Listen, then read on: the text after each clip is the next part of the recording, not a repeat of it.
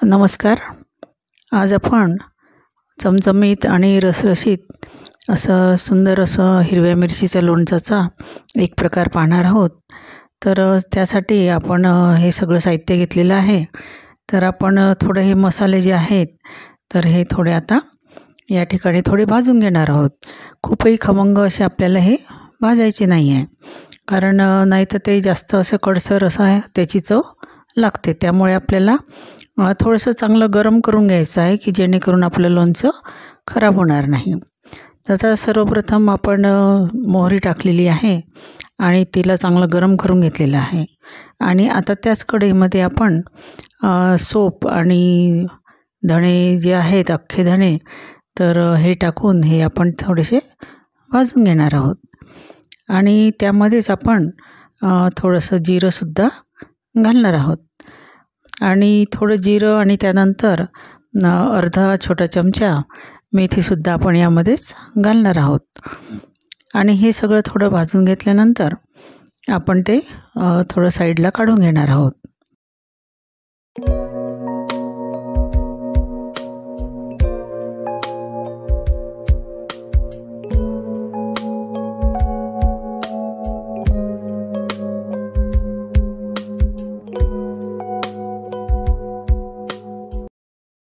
आणि आता त्याच कढईमध्ये आपण एक छोटी वाटी जी आहे तर ती भरून तेल घेतलेलं आहे. मी या ठिकाणी शेंगदाण्याचं तेल वापरलेलं आहे.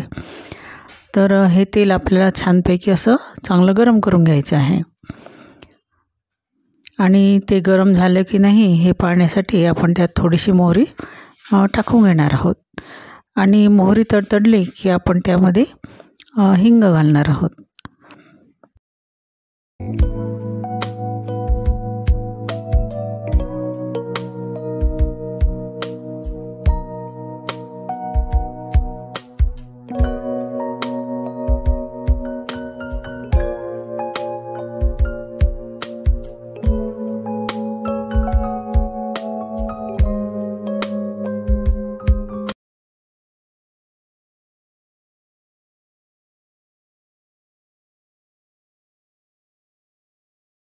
आणि एका बाजूला आता हा जो मसाला भाजलेला होता तर हा थंड झाला होता. तो आपण मिक्सरला थोडासा जाडसर असा वाटून घेतलेला आहे.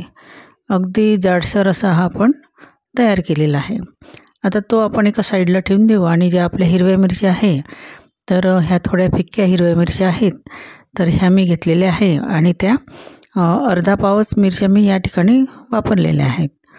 तर ह्या आपण आता स्वच्छ धुवून घेतलेल्या आहे आणि चांगल्या कोरड्या करून घेतलेल्या आहे. आणि त्यानंतर आता याचे देठ काढून आपण त्याचे अगदी लहान लहान तुकडे करून घेणार आहोत. म्हणजे हे वाढायलासुद्धा आपल्याला सोपे जातात आणि हे लोणचं वाया नाही जात. आपण नाही तर घेतलं की ती एखादी फोड तशीच राहून जाते. त्यापेक्षा छोट्या छोट्या फोडी ज्या केलेल्या त्या चांगल्या असतात. आणि आता थोडंसं कोमट आपलं हे तेल झालेलं आहे. तर त्यात जो तयार मसाला होता तर मी फक्त तो 4 चमचेच इथं वापरलेला आहे. आणि आता ह्याच तेलामध्ये आपण थोडी हळद आणि थोडंसं तिखटसुद्धा रंगासाठी आपण घालून घेणार आहोत.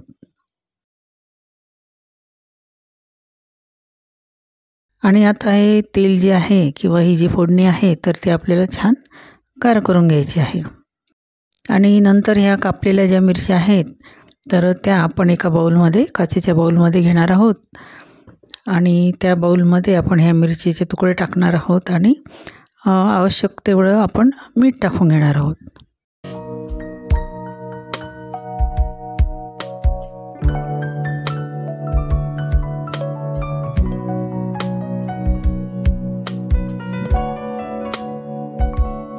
आणि या ठिकाणी आपण 2 लिंबाचा रस घेतलेला आहे.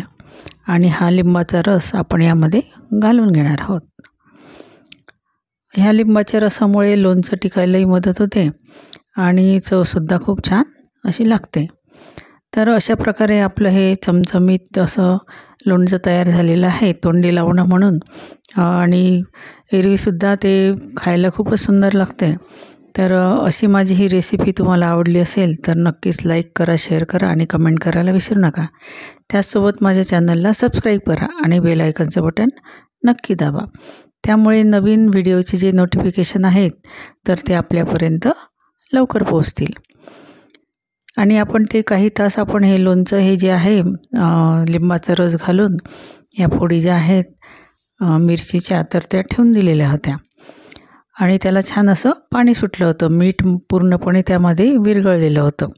आता ही फोडणीसुद्धा आपली थंड झाली आहे, तर ही आपण यामध्ये ओतून घेऊया आणि याला छान असं कालवून घ्यायचं आणि एक दिवस आपल्याला असं पूर्ण झाकून ठेवायचं आहे. तसंच ह्या स्टेपलासुद्धा आपण ते मिरचीचं लोणचं तयार झालं आहे ते खाऊ शकतो, परंतु ते दुसऱ्या दिवशी अजूनच सुंदर लागतं.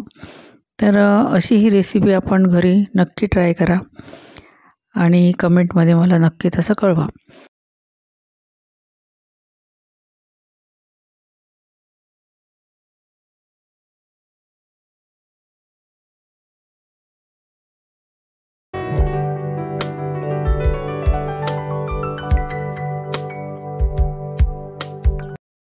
आणि सुंदर असं रसरशीत आपलं हे लोणचं तयार झालेलं आहे. आता हे जे लोणचं आहे तर ते आपण एका बरणीमध्ये भरून घेऊया.